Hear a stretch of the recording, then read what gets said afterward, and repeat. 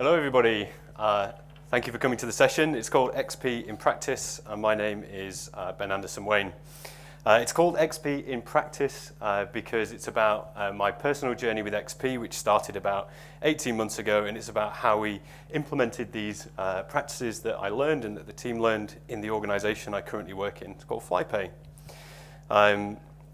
Before going much deeper into XP, I should probably give you the elevator pitch. So what is XP? Firstly, it's an abbreviation. It stands for Extreme Programming.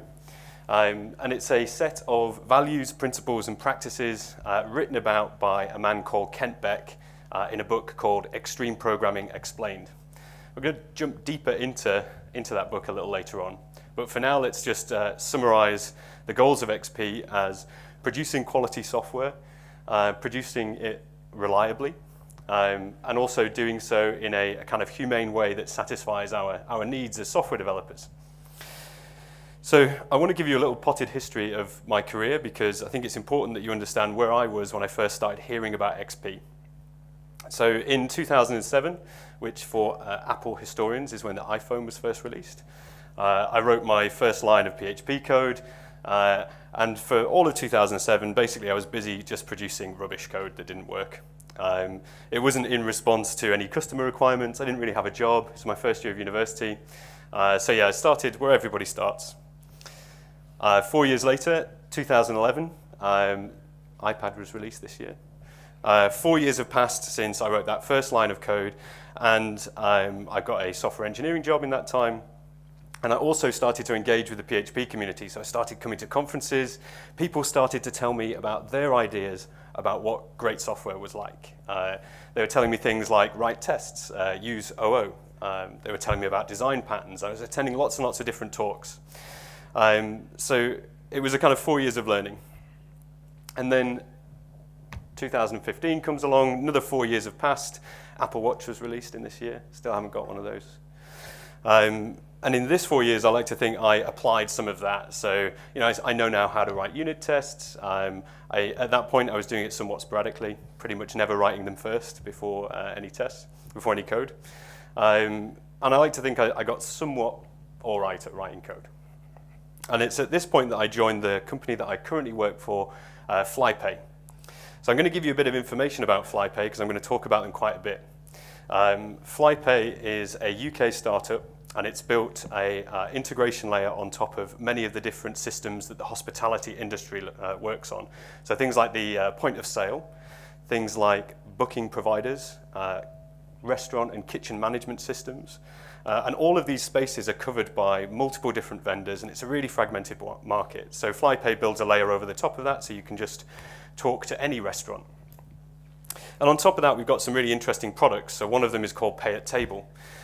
So Pay at Table allows you to go to a restaurant with your friends, order some food, and typically at the end of the journey, you would have to go and find the waiter. You'd have to figure out how much of the bill you were going to pay. You would have to tell the waiter to go and get the card machine. Everybody pays.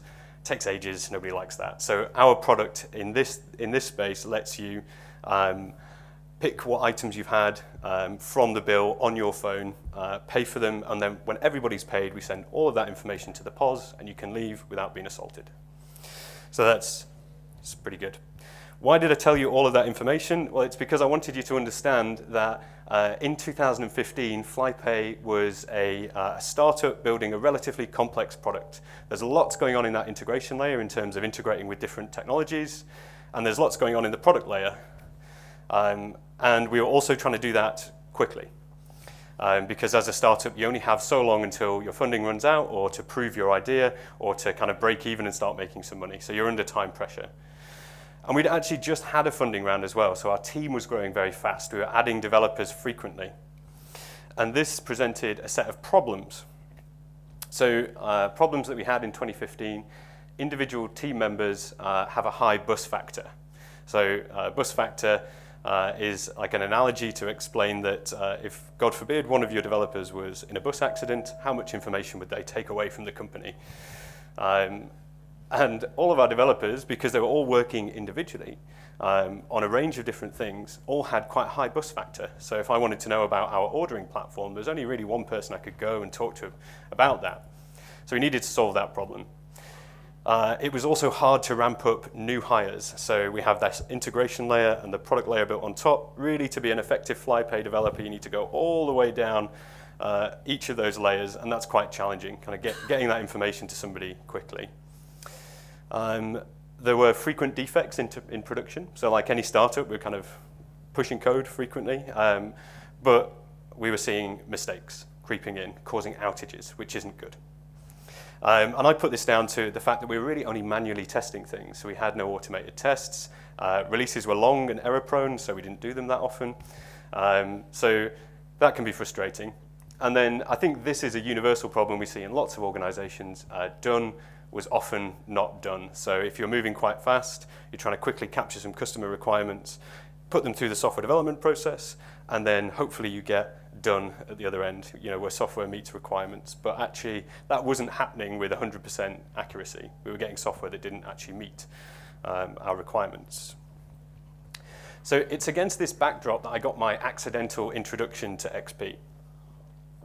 I'd love to tell you at this point that as a senior software developer, I thought to myself, hang on a minute, I've got all of these problems. I'll go and figure out if anybody's thought about how to solve them before. Actually, that's not what happened at all. So this guy, Jamie Cuthill, is a colleague of mine. We both worked together at our previous job in Sainsbury's. When I left to go to Flypay, he was seconded to a company called Pivotal. These guys. So Pivotal are thought leaders in XP. They've written 2 great articles, which I always recommend to people trying to get into XP. One is about the practice of pair programming and how it works, because these guys pair program 100% of the time. And then the other one is about the Pivotal way, which is a collection of techniques built on top of XP that Pivotal use, and they've codified into a nice, easy to understand procedure. So he'd been with these guys learning all about XP for about 6 months, and then he came to join us. So we had a piece of work for him to do. It's 2015, remember. Does anybody want to guess what that piece of work was? No. It's building microservices, because in 2015, microservices are so hot right now. So it was quite fortunate, really, that this was our first microservice project, because it means that we were able to move our development effort over to a new code base and start working on a few new ideas in that code base. And some of those ideas were the working practices that Jamie brought along from Pivotal. And that's kind of important to this story, is that the practices that we tried came first. We didn't go and read all the theory and think, how is this going to work? We just thought, hang on a minute, these practices sound like they'd be quite good. Let's give them a try. So let's start talking about the first 2 practices that we implemented. The first one was pair programming. So I've become addicted to pair programming. I absolutely love it, and I feel a bit alone when I'm not working with another developer now. This is a picture of it actually happening at Flypay. So pair programming is when 2 developers work on the same piece of code. And we have a rule. If you take this to its logical conclusion, you can say that in order to produce production code, only a pair may do that. No single working. And we actually don't go quite that far, but some people do take it that far. One guy here has got his hands on the keyboard. That's Francesco. He's currently piloting. And then the other guy, Jared, who hasn't got his hands on the keyboard, is a co-pilot. And this allows kind of 2 different perspectives to happen, right? So you know that sometimes when you're kind of raging and you're typing, you kind of get a bit of tunnel vision. And sometimes you're not quite concentrating on meeting those customer objectives, or perhaps making the most beautiful software. The co-pilot's job is just to step back a little bit and to not be as focused, and to think, actually, is this working? Are we doing the right thing? We have a setup, pair programming station, we call it. It has 2 monitors, 2 keyboards, 2 mice, 1 computer. And that's really just to make the whole process a little bit more comfortable. So you could all kind of crowd around a 13-inch laptop, but it wouldn't be very pleasant for anyone. So if you've worked with kind of more hands-on, gregarious people in the past, you might be thinking to yourself, if I was pairing, would I ever get a look in at the keyboard? Or would somebody just kind of type all the time and I'd just be a spectator? And that is a problem if you don't kind of self-police that. So to get around that, we use this process called ping-pong testing. So I'll touch on TDD in a moment, but right now I'll just talk about ping-pong, which is the process of the pilot writing a test then the co-pilot taking over, they become the pilot, and they code the implementation, and then they write the next test, and control passes over again. And that kind of alleviates this problem of somebody hogging the keyboard all the time. And actually, if your kind of chunks of work are sufficiently small, you can do these changes like multiple times an hour, like 10 times an hour. And that in itself is quite nice. It's quite a nice rhythm to work to. So the other XP practice that we implemented was test-first programming, although I've renamed it a little bit to sum up what we do at Flypay. Outside-in TDD is what we call it. It has elements of behavior-driven design and obviously test-first development. And I did this diagram to kind of sum up what we're trying to get at. It's that software can have a layered structure and often does. That outer layer is like the environment with a web server, a database, a cache. And then in a PHP application, you might have a controller, a service layer, a domain, and some data access going on in like a fictional application. So we go through this process of writing a test at each one of these layers. So the outer test, the one pointing at the purple box, is actually meant to capture the customer requirements or our internal customer requirements. So here we go and talk to a product owner, we say, what do you want this API to do? And when we write an integration test, which actually talks to a database and a cache and an API or whatever, and that goes red. So we haven't met that customer requirement. And then we go through each of these layers, we write a test, and we mock out the layers underneath, and we try and make that test green. Then we go all the way down the layers, and then hopefully, after you've got all the way down the layers and you've wired all of that code in, that outer test will go green again. So that process is also a good focusing process. It forces you to actually capture some requirements and then know when you've finished. In fact, a joke that somebody told me a while ago is, by using this process, I know when to stop coding. So otherwise, you just carry on. So those were just 2 practices, and there are absolutely loads of XP practices. But with just those 2 practices, I managed to solve all of my problems. So individual team members have got a high bus factor. So actually think about how me and Jamie were working. We worked so closely together that each of us could support that feature in production. Now, all we've got to do is make sure we don't get on the same bus. It's hard to ramp up new hires quickly. So if you think about the position Jamie and I were in, I had all of the contextual knowledge about how the software at Flypay worked and how the business worked and what our customers might want. Jamie had the knowledge about these new practices. And I think over the 2-week period we worked together, I was able to successfully indoctrinate him with all of the information he needed to know. And he obviously taught me a lot during that 2 weeks. Frequent defects in production. So we have the wider problem that our monolithic API still, we see lots of defects. But this kind of little microservice that we built, I'm not going to say we didn't see any defects, because you always see some bugs. But actually, if you compared the rate of defects between the 2 approaches, we saw a lot less in our microservice. We stopped the need for constant manual testing for this system. And done is often not done. I feel like we solved this problem by really focusing on capturing those requirements in tests that we sit right at the perimeter of our code base.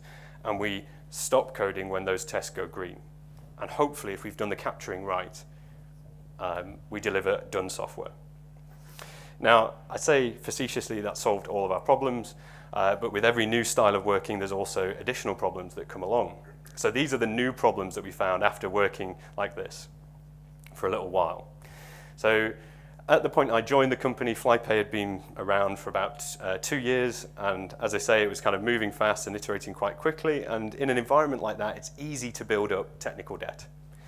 But where this relates to XP is that if you're about to do a lot of practices that kind of really target quality, and you have a lot of technical debt, then the speed of development can slow down, and we definitely saw this, and it's still quite a big challenge. Also, not all team members were comfortable with the new methods originally. So these 2 methods are quite a huge difference in the way that actually you or I would have developed software before.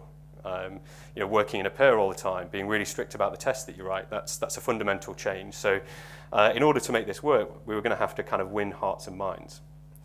And it's also harder to organize work. So if you put two developers together and say you've got to work together all the time, that's great.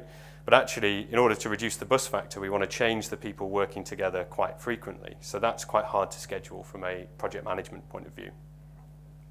I'm happy to say at this point, senior developer hat on, I did think to myself, maybe somebody has thought about these problems before. And actually, if these two XP practices that we implemented were really useful, the rest of them are probably useful as well. So I did finally go and read this book, The Extreme Programming Explained.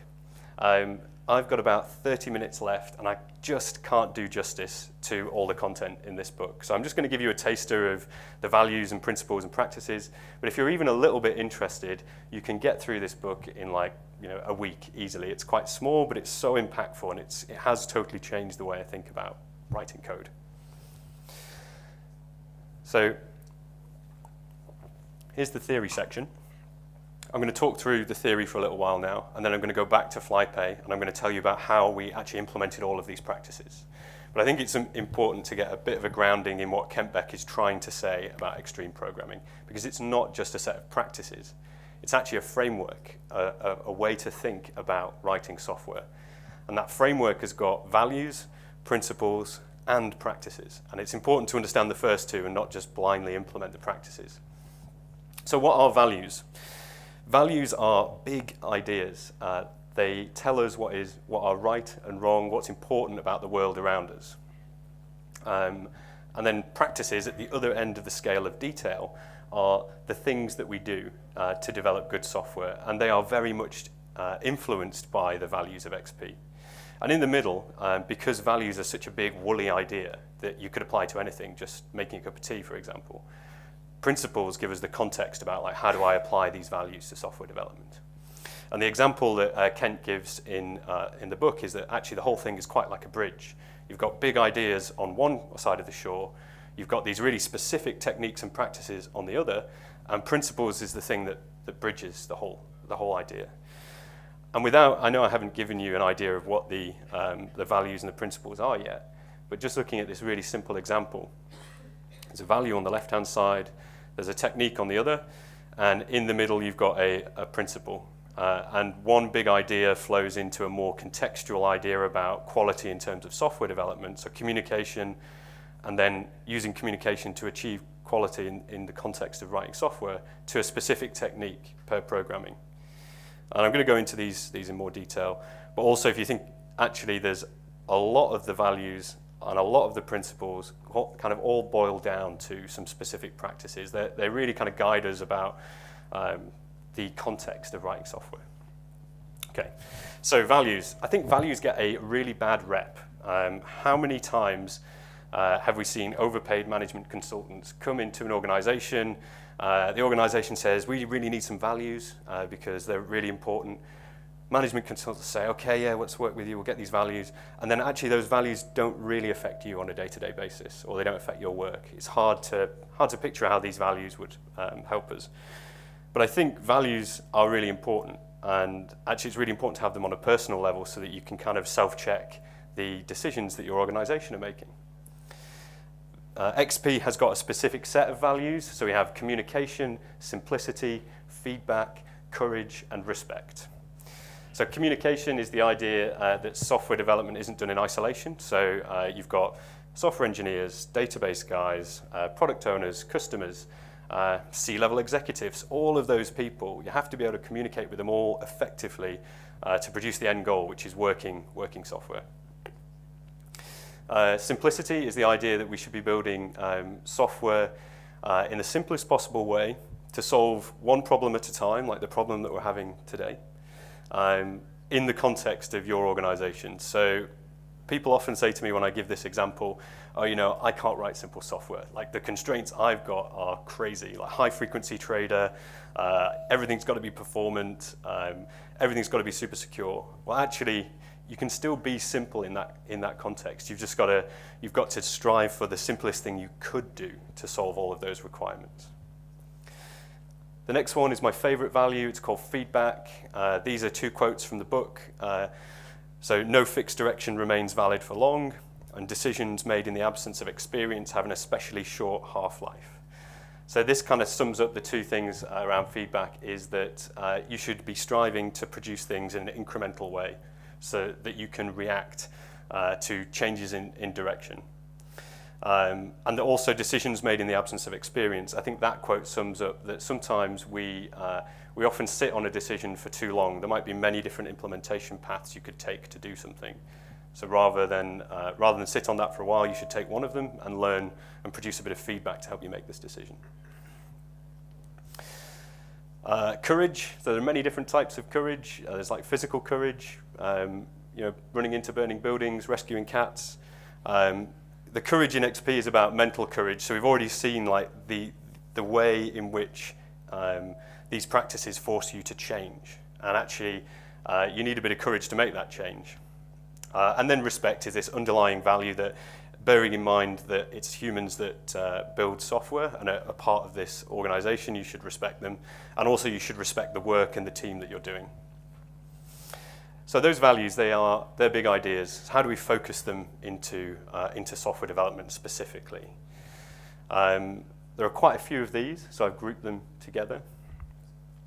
The first set of principles, humanity, economics, and mutual benefit. So humanity is this idea that as people, we've all got a set of needs about the way we work. So it could be the need to be part of something, or the need to feel like you're working on something that's quality, or the need for communication, or the need for a bit of privacy. Like all of these kind of needs are a fine balancing act. This really has to impact the practices and the way that we work. Economics is the fact that somebody's paying for all of this, right? So somebody's employing you to write all this software, so they're expecting results. A mutual benefit ties these two things together. So is it possible to meet all of our needs as a great software team by producing all this value that people are paying us to do? This next set of principles are my favorite set, so failure, quality, and flow. And there's this bit from the book which really speaks to me, and the quote here is that quality in XP is non-negotiable. So it's such a great pithy phrase that sums up the fact that XP guides us to say, if we focus on quality, then everything else stems from that. You can iterate quickly if you have a quality piece of code that is well architected and underlined by tests. In project management world, you have this triangle where you can have any two of these things. So you could have quality and time, quality and scope, or time and quality. So what we're saying with XP is actually quality is not negotiable. Often time isn't negotiable either, because we've all worked in organizations where there's deadlines and there's end of the sprint. So the thing that you've got to negotiate with everybody else is scope. So how much of this feature do you want, or which features do you want? We're not going to sacrifice the quality. And that is a really fundamental principle. Let's go back, actually. So flow is this idea that we are constantly producing working software, and that allows us to feedback on how that went, and it allows the business to react to that and maybe change the scope that they want. And then we've got a third set, improvement, opportunity, redundancy, and self-similarity. So improvement, I quite like this principle. It's the idea that you're never going to produce completely perfect software, but what you can do is perfect the process that produces that software so that you will get consistently good results over time. So perfecting the process is what improvement is meant to sum up. Opportunity is viewing the kind of bad bits that are happening in your code and your organization as an opportunity to apply some of these practices and principles and to improve the process. So it's constantly looking like, is there the opportunity to improve here? And then redundancy is worth mentioning. So a lot of the practices I'm about to show you focus on the same things. So there are loads of quality practices and there are loads of planning practices, but they deliberately overlap around each other. And the idea of redundancy is that that's pretty good, because they all mesh together to try and sieve out defects and the negative aspects they're trying to protect against. And you should be wary of just applying one or two of them. So final group, diversity and reflection. So this is about when building a team, you should be looking for varied degrees of experience. And you should be looking for different specialties, and you should be trying to group them all together into a team that's capable of delivering the product that you want to. And that along the lines of achieving feedback, putting the opportunity to reflect in your process will let you reflect on whether or not your process is any good or not. So this is where retros come from. Okay, so practices. I'm aware that values and principles, they're quite verbose, but I think they're really important to understand because you will see now that all of these practices are rooted in those values and principles. And what we're trying to do is not just do these practices constantly just because we have to, because otherwise you might just do them by rote and you might end up taking shortcuts, pushing things in and out. But with the structure of values and principles, you'll see why you're doing them. So the fun bits, the practices, these are the bits that if you implement correctly can have a huge positive effect on your software development process. So again, I've grouped them. This first group is all about the team. So how do you cultivate a great team? So sit together is, actually you should try and co-locate your team together because the incidental things they all have to say to each other and the bits of work that they're all working on actually are fundamentally connected. So being able to listen to what's going on and getting a heartbeat of what is happening in your team is really valuable. It's a communication-led practice. Whole team is about the idea that if you need a specific speciality in your team, you should make sure they're part of your team and that they're part of your team full time, because it's really difficult to kind of half commit to one team or another team. Informative workspace is about making sure that the place that you put this team in has got all of the information they need to do the job, and it should that the workspace should be pushing information at them constantly to figure out how good the project is going. And if you've gone to all of this effort to make a great team, then you need to make sure that they have enough time off and enough space that every morning when they come in, they're kind of energized, they've had enough rest and relaxation. So it's no good building a great team and then just flogging them to death. It happens. So these are my favorite practices. These are the quality practices. So pair programming we've touched on. In terms of a method of getting quality, it's all about increasing the communication and also the fact that when you're pairing, it's like having a constant code review that's happening at the point the code is being input. Test-first programming we've already covered, but then there's this other one called incremental design. So the XP book has this phrase about incremental design, and it's that we should defer doing any design until the last possible responsible moment. And that the key bit is the last possible responsible moment. So it's like, it's against huge amounts of design up front, but says that you should be responsible in making sure there's enough design to make sure everything comes together. And I am aware that that is quite a nuanced point. So these are planning practices. Everybody's doing Agile these days. As you probably already know about stories, the process of encapsulating customer requirements in small nuggets. It's particularly important in XP because if you want developers to quickly iterate through things and provide feedback, those stories have got to be quite small and concentrated. Stories go into the weekly cycle, so this could be a sprint. And then the quarterly cycle is all about the business figuring out what they want you to achieve over the next 12 weeks and kind of pushing requirements into your team. And then there's Slack, which is about building room in your schedule to make sure there is enough time to address things like architectural issues and technical debt. I'm going to come back to these guys in a little minute because I've got some examples from Flypay. So that ends the quite verbose technical section from the book. Now is the fun bit where we look at how we implemented these things in Flypay. So we had these problems in 2015. We dealt with some of them by implementing two practices. How did we address the other problems? Reminder here that the problems are that we've got some technical debt, and that can lead to high implementation overhead, that not all team members were comfortable with the practices, and also we're having some difficulty organizing the work. So we started to concentrate on some areas. So we thought we would work on the way that the team interacts with each other and the way that the team interacts with the business. We would make the goal quality, and I think in the past it hadn't always been quality. Sometimes it'd just been get it out because we need to hit a proof point, and that's okay. You know, there are times in a company's life cycle where that has to be the goal. But I think we made a fundamental switch here to say actually we're more interested in quality now, and we decided to improve our planning process, hopefully with the idea that that should make work easier to schedule.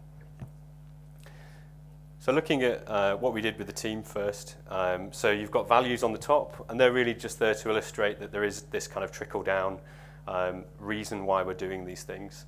And the techniques we used were pair programming, informative workspace, whole team, sit together, and energized work.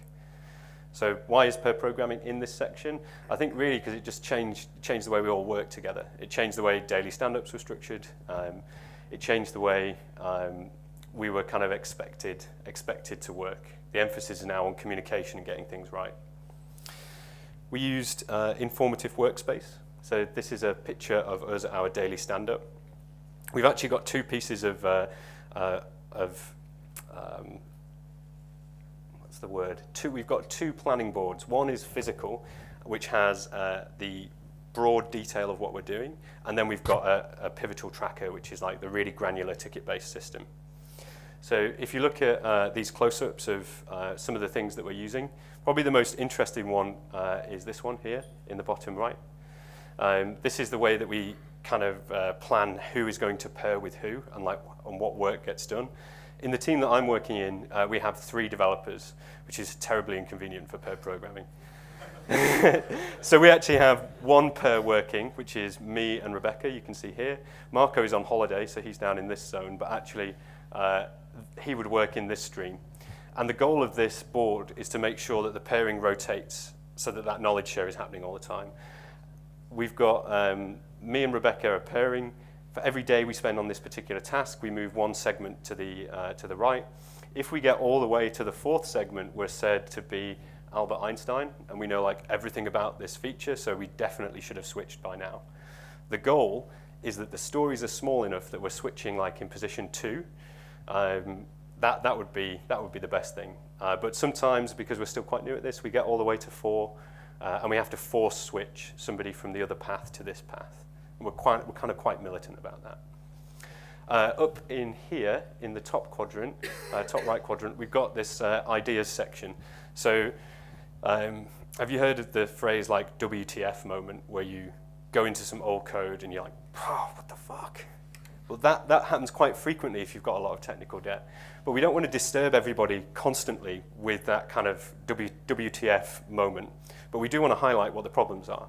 So every time we hit a WTF moment, we put a red sticker up, a blue sticker up here, and then we discuss it at the stand-up the next day. And we find that's quite a nice compromise between interrupting the other pair all the time and having time to talk about the issues that we're facing. These sections here are about time planning.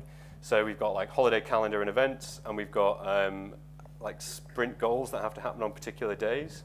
And that is useful because it helps us figure out who needs to do what, who can pair, who might need to work solo. So this physical board is really the kind of epicenter of our morning routine. So I'm going to skip ahead. These slides are in the wrong order. So this is a really badly photoshopped bit of our board. There's some confidential information here and here. But you can see that it provides the detailed view of what we're doing. And that's nice because as things get achieved, you see green completed tickets at the top. So it's quite a nice heartbeat to have going on in the background if we're aiming to deliver stories quite often. The bit that I just skipped over was this one.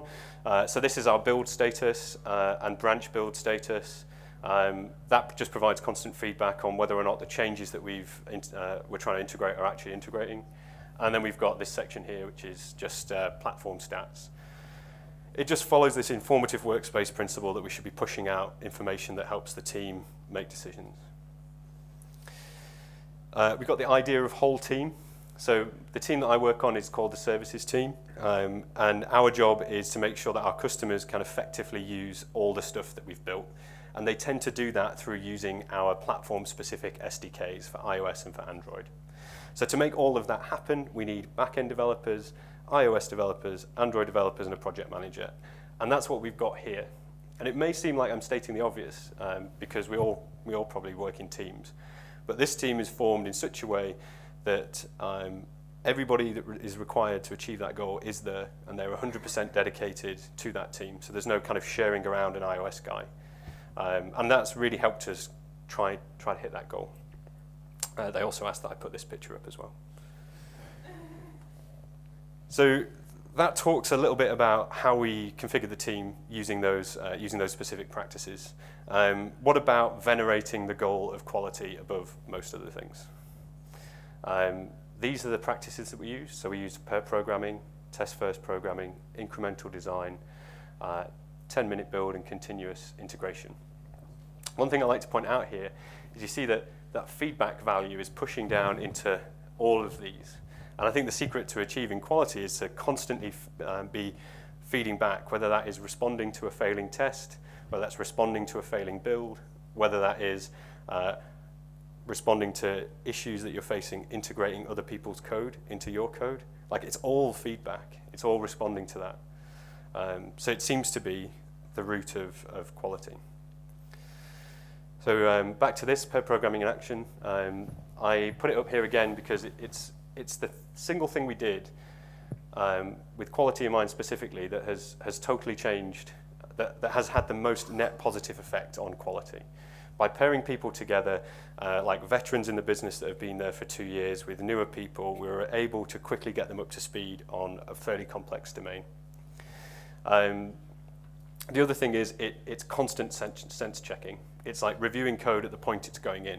And if you think about how much it costs to fix a bug after it's in source control, after it's in production, when it's been in production for a year, if we spot it here, it's the cheapest way to deal with it. And I think pair programming has definitely helped us there.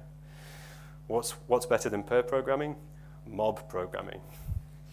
So I am aware that this is a bit hipster, but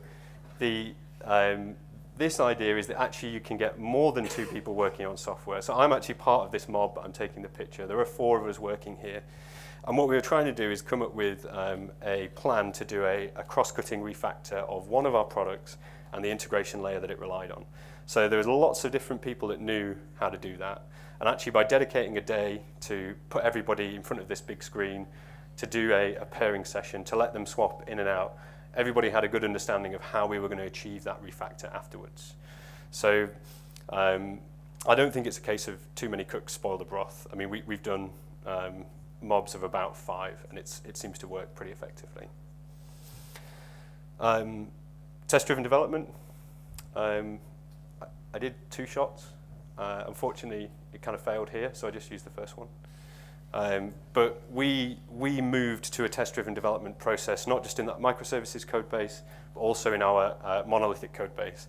And that definitely caused pain at times, because when we wrote the original software, it wasn't designed really to be tested. It didn't have the nice seams in that you can conveniently mock everything. So that was quite a big investment. But after we did that, certainly for the newer areas of code, we saw a really big reduction in the live defects.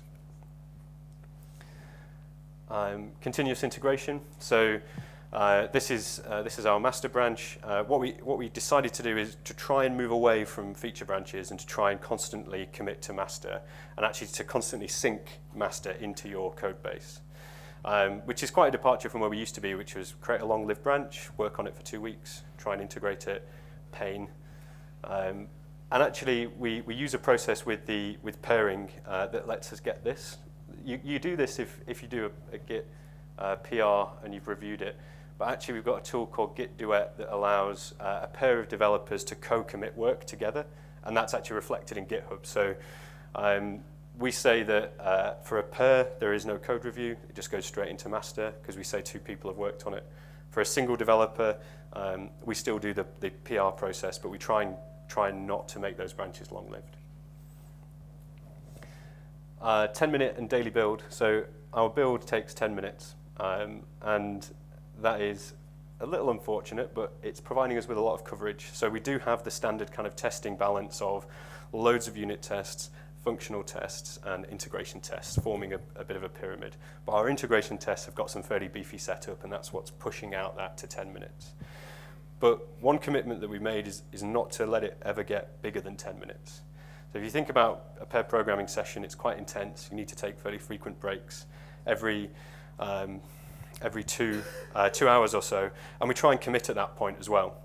So then we want some feedback. That that feedback should take no longer than 10 minutes because that's probably when we come back to our desks and start working again. So we want to see if the build has failed in that time.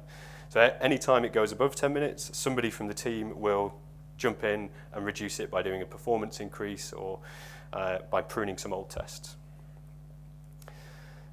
So finally, we've got the planning, the planning aspects of this. So we were already using stories, but we placed an emphasis on making them much smaller because we wanted to be able to put a pair of developers through a story in a day, and we want to do lots and lots of those. And that aids pairing rotation, and it also provides fast feedback on the stories that you're able to ship all the way to production. We previously were using a Kanban style where we were trying to produce a constant value stream of work, but actually we switched to a more Scrum-based, we do it every 2 weeks, 2-weekly cycle, where we start off with no software, and the goal is to make working software delivered to production by the end of it. So that's our definition of done. At the same time as all this was happening, the company introduced a quarterly cycle, and the idea there was to highlight the areas that we needed to work on every quarter and then to feed that into the teams, and then the teams would start building stories and incorporate those stories into the weekly cycle. So outcomes. 2017 Flypay, right now. So you can see we've solved quite a few problems. We've not solved them all. The ones that were successfully solved, not all team members comfortable with the new methods. So we made a real effort to take people on a bit of a journey, to kind of ramp up their exposure to these practices incrementally. And I think that's important because it does take courage to change the way that you work. Hard to organize work, so I think the planning stuff that we did and the techniques that we put in our morning stand-up made the difficult to schedule pair programming work easier to schedule. But the technical debt leads to high implementation overhead problem. That's quite pervasive.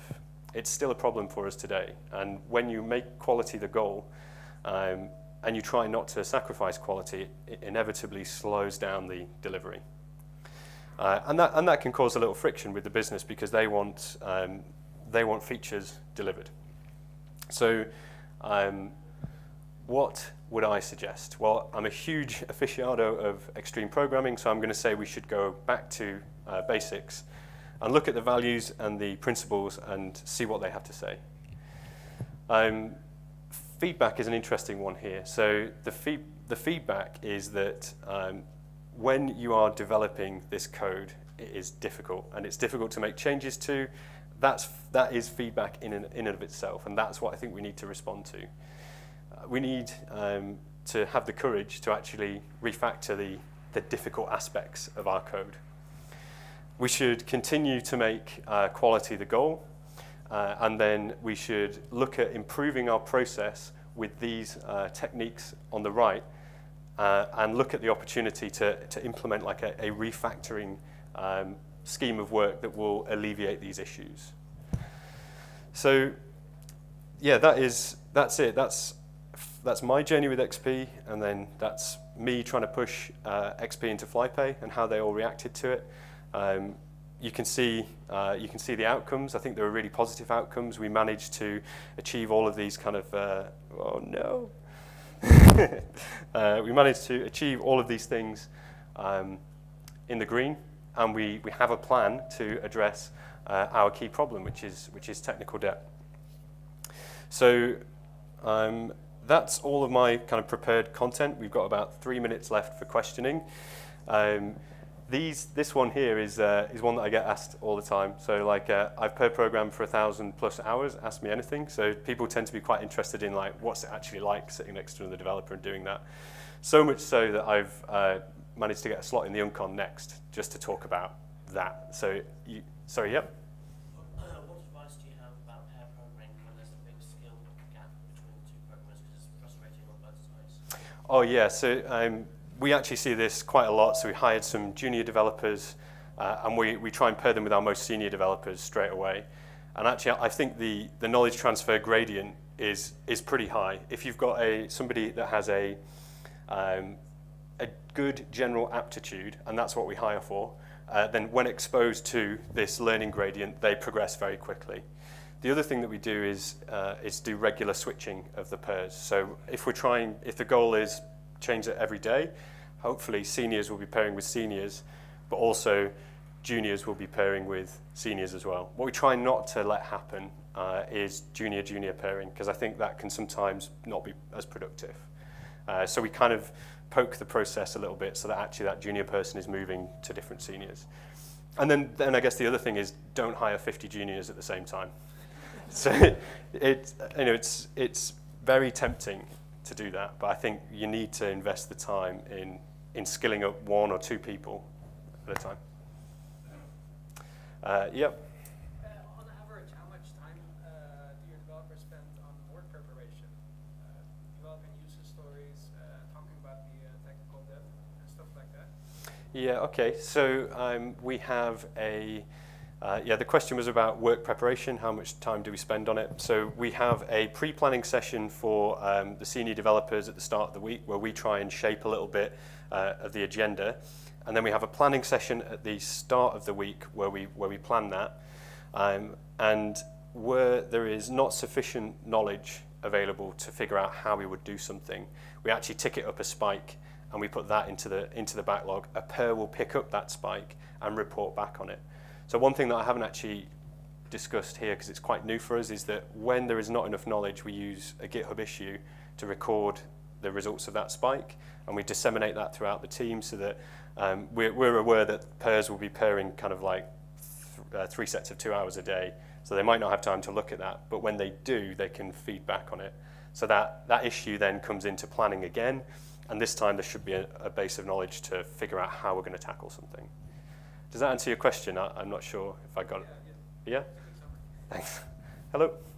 Yes, I work alone. Mm-hmm. I'm the only programmer, and I would love to do this. Yep. When we want to hire somebody, what qualities do they need? Yep. There is a phrase that describes it. It's strong opinions loosely held, I say, is probably the most important thing. So I want somebody who is prepared to drive the coding session, but who can respond to the co-pilot and say, if they say, what do you think about this idea, then it should be like a loosely held opinion that you can debate on. So I'm not sure. Should I keep going until they come and tell me to stop, or? I say yes. Yes? Okay. So that's the key thing for me. Hire people that are good at talking about what they're doing and are good at communication at a personal level. Any more? Yes. When you have a pair with junior and senior programming and they are working on some issue, who's usually pilot and who's usually co-pilot? Yeah, so we're really strict about the ping pong testing technique. The thing that I've had to get very good at is coaching a junior developer through the problem, and that actually improves your own skills at explaining the issue. But if you have written a test and I wrote it and it's failing, it's definitely the junior's responsibility to get that test to pass. And the difference between the junior and senior pairing is that for a senior pairing, there's probably a little less direct coaching. For a junior senior, it's more saying, this is how I would solve that problem. And then trying to coax out of them their response to that as well, because it's not good just to be telling somebody what to do all the time. You've got to communicate it in such a way as to say, this is how I would solve it. What do you think about that? That takes a lot of patience. I think that touches on the question the gentleman asked over on the right. It's patience, especially as they climb that kind of skill gradient. Anyone else? Yes? What is the best type of tasks we used for pair programming? Any tasks. So we pair program emails. Like we literally try and sit 2 developers together at 9 a.m. And anything they do it together. So pair programming an email is like, say I need to speak to a service provider because I've got a specific problem. I might write a paragraph of that, and then the pair might say, no, what about this? Explain it this way. And the result of that at the end is that we both really understand the problem we were trying to explain to that service provider. We do infrastructure work together. Yoni's here. I think I have to wrap it up. So as I said, I've got an uncon session which starts at 11:45, which is to talk specifically about pair programming and our experience with it. And also I'm going to post a link to Joined In on Twitter. I'd love some feedback about the talk. Thank you very much for listening.